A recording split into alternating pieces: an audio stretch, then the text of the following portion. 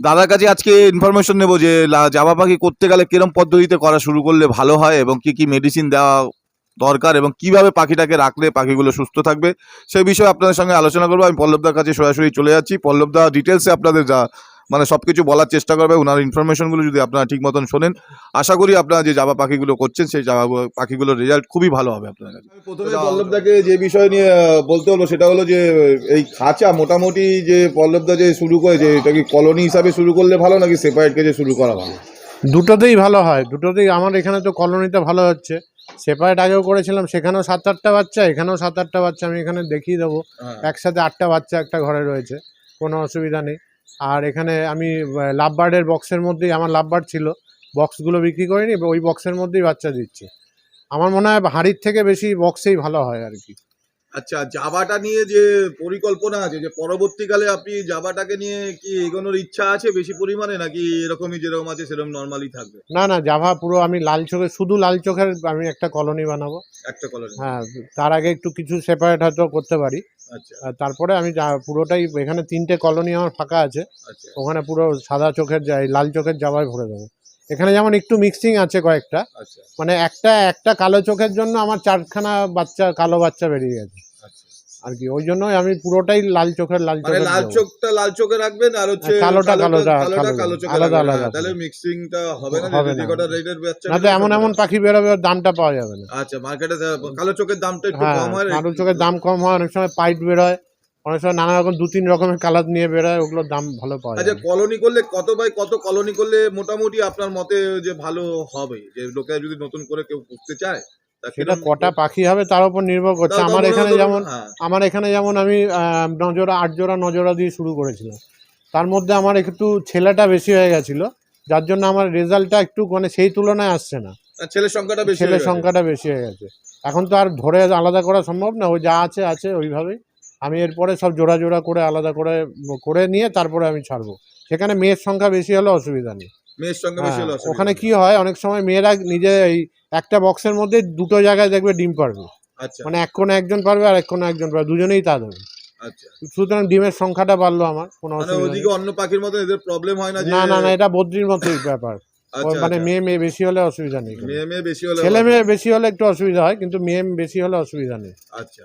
আরেকটা কথা এবার দাদাকে আমি জিজ্ঞাসা করবো যে এই যে পাখিগুলো যে কলোনিতে করবে, তা সব কি ছোট অবস্থায় কিনে আনা ভালো নাকি বড় অ্যাডাল্ট পেয়ার কিনে না না, নিয়ে ছোট অবস্থায় একবারে ঢুকিয়ে যাবে, ওইভাবে তৈরি করে সেরকম জোড়া জোড়া দেখে বুঝে, ছেলে মেয়ে ছোট অবস্থায় তো আর ছেলে মেয়ে বোঝা যায় না।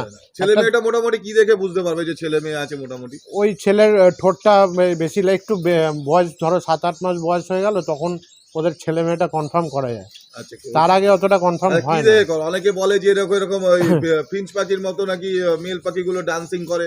হ্যাঁ, অনেকে বলে চোখের রিং দেখে করে। হ্যাঁ, ওটা তো নানা রকম পদ্ধতি আছে, চোখের রিং দেখে। কোন পদ্ধতিটা মানে করলে বেশি ভালো হবে, মানে পারফেক্ট হওয়ার চান্স বেশি? আমি তো পারফেক্ট করি, আমি মানে আমার যে আগের ভিডিও দেখবে পেন্ডুলাম টেস্ট করে আমি পারফেক্ট করি। আচ্ছা, পেন্ডুলাম টেস্ট করে? হ্যাঁ, তখনই আমি বুঝে গেছিলাম আমার 5টা মেয়ে আছে, বাকিগুলো ছেলে হয়ে গেছিল।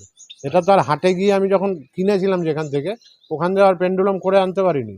ওই যে ওপর দিয়ে যেটুকু দেখা যায়, যেসব ফর্মুলা আগে শুনেছি, লাল চোখ, লাল বেশি, আর কারো ঠোঁটের ওপর দিকে উঁচু হবে, ওই এগুলো কিন্তু মানে সঠিক পদ্ধতি না, একদম পারফেক্ট আসে না। কিছুটা আইডিয়া করা কারণ যায়। অনেক মেয়েই আছে, বড় হয়ে গেলে অনেক মেয়েই আছে যে ওদের ওপরটা, ওই ঠোঁটের ওপরটা ওরকম উঁচু হয়ে যায়। আচ্ছা, অনেক মেয়েদের আছে, তখন বোঝা যায় না সহজে।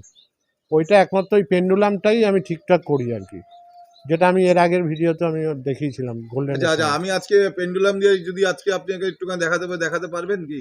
পেন্ডুলাম দিয়ে আমি ফিঞ্চ দিয়ে, এখন এখান থেকে ধরা মুশকিল। আচ্ছা, ফিঞ্চ দিয়ে দেখাতে পারবেন? কারণ হচ্ছে পেন্ডুলাম দিয়ে যখন আপনি বলছেন যে পেন্ডুলাম দিয়ে করলে সঠিক পদ্ধতি হয়, তার ফিঞ্চ দিয়ে আপনি একটু দেখিয়ে দেওয়ার চেষ্টা করো বন্ধুদের, কারণ হচ্ছে তাদের একটু সুবিধা হবে। আরেকটা কথা বলবো যে এই জাবা পাখি যে আপনি করার পরে প্রথমে শুরুতে যে পাখিদের যে সমস্ত মেডিসিন অনেকে অনেক রকমের ইউজ করে, আবার অনেকে ইউজ করে না, তারা ন্যাচারাল হচ্ছে খাওয়া দাওয়ার মধ্যে রাখার চেষ্টা করে। আপনি কোন দিকটা বেটার বলে মনে করেন? ন্যাচারালটাই বেশি ভালো করার চেষ্টা করি আর কি। মানে ওষুধ খুব কমই দিই, মাল্টিভিটামিন বেশি দেওয়া ভালো না, বেশি গরম হয়ে যাবে হঠাৎ করে, কোনটা ডোজ বেশি হয়ে যাবে, সবাই তো ছাড়া আছে, একদম ওপেন ছাড়া আছে, কার কতটুকু লাগবে তো আমি জানি না। তার থেকে খাবারের ভেতর দিয়ে দিলেই হয়, বিট, গাজর, তারপরে নানা রকম সবজি আছে, ক্যাপসিকাম আছে, নানা রকম যে শীতের যা যা সবজি, কপি ওগুলো সব গুঁড়ো করে ভাতের সঙ্গে মিশিয়ে দিয়ে দাও, ব্যাস কোনো ঝামেলা মানে নেই। জাবা তো খুবই খায়। আর অনেকে শুটকি মাছের গুঁড়ো, অনেকে শুটকি মাছও দেয় শীতে, ডিম, খুব ঠান্ডায় শুটকি মাছের গুঁড়ো মানে এই সমস্ত খাবার ঘুরিয়ে ফিরিয়ে দিলে ঘুরিয়ে মানে ফিরিয়ে 12 দিলে, বছর হ্যাঁ মানে সিজন ফুডটা বেশি করে, সিজন সবজি যেগুলো আছে ওইটাই সেগুলো যদি ওটাই দিলে ওটাই তাহলে আর কোনো রকমের মাল্টিভিটামিন, ক্যালসিয়াম এগুলো যদি ওগুলো ছোট কিচ্ছু থেকে খাওয়ানো যায় তাহলে আর কোনো অসুবিধা কিচ্ছু হবে না। লাগে না। ক্যালসিয়ামের জন্য ডিমের গুঁড়ো ওই সফট ফুডে মিশিয়ে দাও। আচ্ছা তারপরে আচ্ছা ওই গ্রিড আছে যেগুলো আচ্ছা। বাইরে যে গ্রিড কিনতে পাওয়া যায়, ওগুলো সফট ফুডে মিশিয়ে দাও। আলাদা করে গ্রিড দিলে কি ওর মধ্যে পায়খানা করে রাখবে, নোংরা করে রাখবে, ফেলবে, ছড়াবে, তার থেকে সফট ফুডে সব মিশিয়ে দাও। ওই গ্রিড গুলো আবার খেলে পাখিদের আবার নোংরা গ্রিড গুলো হ্যাঁ যদি হ্যাঁ, খায় সেগুলো সেগুলো পাখিদের আবার শরীরে পেট খারাপ হতে পারে। পেট খারাপের কিন্তু ওই সম্ভাবনা। সফট ফুডের জন্য তো দিনেরটা দিনে খেয়ে নিচ্ছ, হ্যাঁ, দিনেরটা দিনে খেয়ে নিচ্ছে, সেই জন্য পুরো ক্লিয়ার হয়ে গেল। পুরো পেটের কোনো সমস্যা থাকবে না। মাঝে মাঝে একটু ওই গ্যাদাল নানা রকম পাতা পাওয়া যায় পেটের জন্য, থানকুনি পাতা, গ্যাদাল পাতা একটু দিয়ে দাও, ঠিক হয়ে যাবে পেটের মানে কোনো ওদের সমস্যা খাওয়া নেই। দাওয়ার বেশি খরচাও নেই, না হচ্ছে না, মানে বেশি এমনি ঝামেলা তো নেই। ধানই খায় ওরা, বেশিরভাগ তো ধানই ধানই খায়। খায়, আর ভাত দিলে ভাতও খুব ভালো খায়। ভাতটা তো বেশি করে খাবে ওরা। ভাতটা বেশি খায় না, হ্যাঁ হ্যাঁ, মানে খরচাটাও খুব কম। খরচাটাও খুব কম। সেই হিসাবে তুলনামূলক ভাবে রেশনের থেকে চাল তুলে নিয়ে আসো, দিয়ে হ্যাঁ, দিয়ে দাও, 2 টাকা আমার চালে হয়ে যাবে ওদের। দুটো চাল দিয়ে দিলেও হ্যাঁ খেলো, হ্যাঁ পেট হ্যাঁ, ভরে খেয়ে নিল, ডাইজেশন সিস্টেমটাও ব্যাস ঠিকঠাক। আর কিছু না, রোগ খালি ব্যাধি, আর রোগ ব্যাধি আপনি যে করছেন, আমি মোটামুটি জাবা তো করছেন তাও অনেকদিন ধরে, যাবা আমার এখানে রোগ ব্যাধির সেরকম রোগ কিছু ব্যাধি নেই। করে না। খুব হয়, মানে এর আগে আমি একবার জাভা করেছিলাম, তখন খুব কৃমির সমস্যা হতো, তখন আমি অতটা আমি জানতাম না ছোটবেলায় যখন করেছিলাম জাভা। আচ্ছা তারপরে ছেড়ে দিয়েছিলাম আমি পরে। তখন জাভার দাম মানে সিলভার জাভা 300 টাকা জোড়াতে নেমে এসেছিল। সেই সময় আর কি করতাম, আর কি প্রচুর জাভা হয়েছিল আমার। তখন দেখেছি ওদের কৃমির সমস্যাটা খুব হয়। কৃমির কৃমির সমস্যাটা খুব। সমস্যা, কৃমির সমস্যাটা ধরো 3 মাস বাদে বাদে একটু ওই তেতো মানে চিরতার জল খাওয়ালে, আচ্ছা তারপর মানে সপ্তাহে 1 দিন করে চিরতার জল খাওয়ালে, তারপরে নিম পাতা জল খাওয়ালে, নিম পাতা জলে ফুটিয়ে ওটা খাওয়ালে, ওতে আর মানে আলাদা করে কৃমির ডোজ করাতে হবে না। তা মোটামুটি আপনি বলছেন যে আপনি যে জাভাটাকে ব্রিডিং করাবেন পরবর্তীকালে কলোনির মাধ্যমে ব্রিডিং করানোর চেষ্টা করবেন। হ্যাঁ, কলোনিটাই করবো আমি। আচ্ছা, কলোনিতে করলে কি কি সুবিধা আপনি পাবেন? কলোনিতে মোট কথা, প্রথম কথা হচ্ছে খুশি থাকে ওরা খুব। হ্যাঁ, আর এটা ঠিক। কলোনিতে আরেকটা জিনিস আছে, ওদের ইচ্ছা মতো ওরা ব্রিডিংটা বন্ধ করে দেয়। আচ্ছা আচ্ছা, মানে ইচ্ছা ওদের মতো শরীরের রেস্টের ওপর ব্যাপার থাকে না। রেস্টের ব্যাপার থাকে না। আচ্ছা ওদের ইচ্ছা মতো ওটা বন্ধ করে দেবে। এবার তুমি যদি খাঁচায় করো এমনি আলাদা সেপারেট করে, সারা বছরই ডিম দেবে, এতে ওদের ওপর চাপটাও পড়বে, ওদের ইচ্ছা মতো তো হচ্ছে না ওদের। আচ্ছা আচ্ছা। ওরা ওইখানে জোর করেই তুমি ব্রিডিং করাচ্ছ, ব্রিডিং ফর্মুলা দিচ্ছ, তাতে ওদের শরীর গরম হচ্ছে। আর এখানে কলোনিতে থাকলে আপনা থেকেই নিজের ব্রিডিং নিজেরা বন্ধ আর করবে। পেয়ার গুলো নিজের থেকে নিজেরা চুজ হ্যাঁ করে নিতে হ্যাঁ হবে, হ্যাঁ, ভালো বন্ডিংটা ভালো হবে। বন্ডিং ভালো হবে। তারপর ধরো এখানে ধরো ছেলে বেশি আছে, হ্যাঁ বন্ডিংয়ের থেকেও বেশি হচ্ছে তোমার ডিমটাও বেশি দেবে। আর ধরো একটা জাভা মেয়ে বেশি আছে, আচ্ছা। মেয়েটা একটা মেয়ে ডিমে তা দিচ্ছে, আরেকটা মেয়ে তো ফ্রি আছে বাইরে ঘুরে বেড়াচ্ছে, হ্যাঁ, আচ্ছা আচ্ছা। তখন ওই ছেলেটা আবার ওর সঙ্গে জোড়া নেওয়ার চেষ্টা করবে। আচ্ছা। তাহলে ও আর তখন মেটিং করলো, মেটিং করে ও আবার ডিম দিয়ে দিল, ওর জন্য আলাদা জোড়ার দরকার আচ্ছা, ওই হলো। যে ফিমেল যে দুটো ফিমেলের সাথে একটা মেলে জোড়া, দুটো হ্যাঁ ফিমেল কি একই মেলের বক্সেই ডিম হ্যাঁ, দেবে? এটা একই, অনেক সময় একই ঘরে হয়ে যায়। এবার ওরা দুটো female ই ফিমেলের যদি বন্ধুত্ব হয়ে যায় তাহলে ওরা একই ঘরের মধ্যে ডিম দেবে, ডিম দেবে আর দুজনেই তা দেবে। দুজনেই তা দেবে, কোনো রকম অসুবিধা না আর কোনো হবে না। অসুবিধা আচ্ছা, হয় না। মোটামুটি এবার জাবা পাখি মোটামুটি ডিম থেকে মানে বাচ্চা বেরোতে তাও কতদিন সময় লাগে?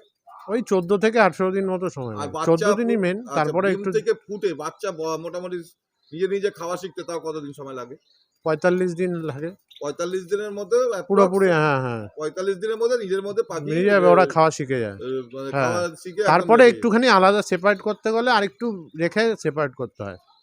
আচ্ছা, দাদার কাছে আরেকটা জিনিস, দাদার কাছে কিছু কেজ আপনি বলছিলেন যে আমাকে বলেছিলেন যে কিছু কেজ আপনার কাছে হ্যাঁ হ্যাঁ, সত্যি আমি আছে একটু যেগুলো। খাঁচাটা একটু রেনোভেট করবো, ওই জন্য পুরোনো কিছু খাঁচা আমি সব বার করে দেবো। আচ্ছা, বন্ধুদের কাছে আমরা এই খাঁচাগুলো হ্যাঁ হ্যাঁ, দেখাচ্ছি। আচ্ছা আচ্ছা। আপনি আপনার কন্ট্যাক্ট নাম্বারটা আগে শেয়ার করে দিন, তারপর আমি বন্ধুদের আমার যারা কন্ট্যাক্ট নাম্বার হলো 9831126275।